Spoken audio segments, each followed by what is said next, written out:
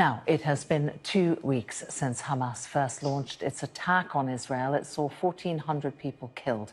Since then, Palestinian officials say that more than 4,000 people have died in Gaza.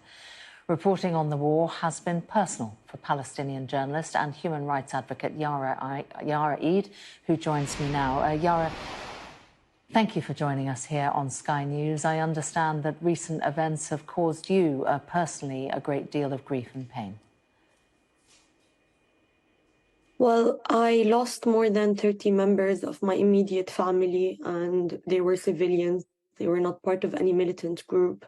Most of them were children. 17 of them are children.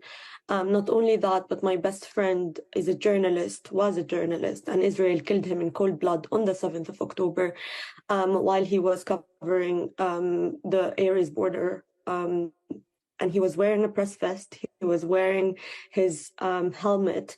And I just want to say, before I continue talking about what's happening, when you first introduced what's happening, you said more than 1,400 people have been killed in Israel and more than 4,000 in Palestine have died. I think language is really important to use, because language, as a journalist, you have the moral responsibility to report on what's happening. Palestinians don't just die, they get killed. They are actually being subjected to ethnic cleansing, to genocide for the last 75 years. And you also mentioned that this is a Hamas-Israel war. This is not it. And framing it as such is very misleading, because it poses the thing that Israel is an equal power, but it's an occupying power, and it actually has the responsibility of protecting all civilian lives and children in Gaza. But what we've been seeing is more than 1,700 of those who are killed are children. So this is not really a war against Hamas. This is clearly, so many Israeli spokesperson went on TV and said this is a war against Palestinian civilians in Gaza.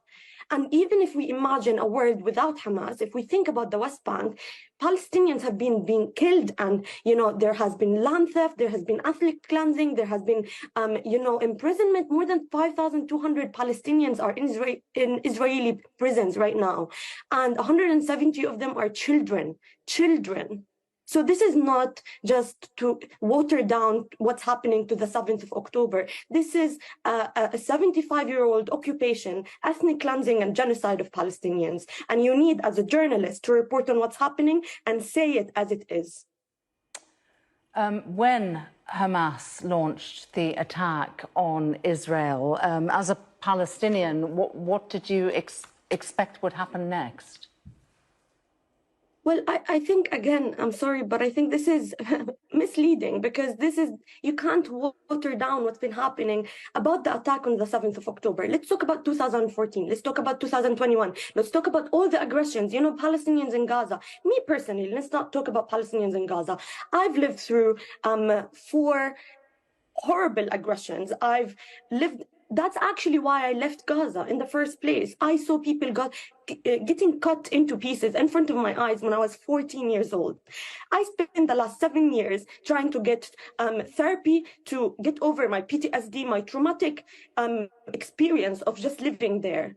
So this is, again, you're misleading by saying it's a Hamas attack. You need to say what's been happening. We can't look at it just by looking at what's happened on the 7th of October. Why are you not talking about all of the other attacks on worshippers in Al-Aqsa Mosque, on, kidnapping women and raping them in Israeli jails, all these Palestinians who are being killed in the West Bank? Why are you not asking me about them?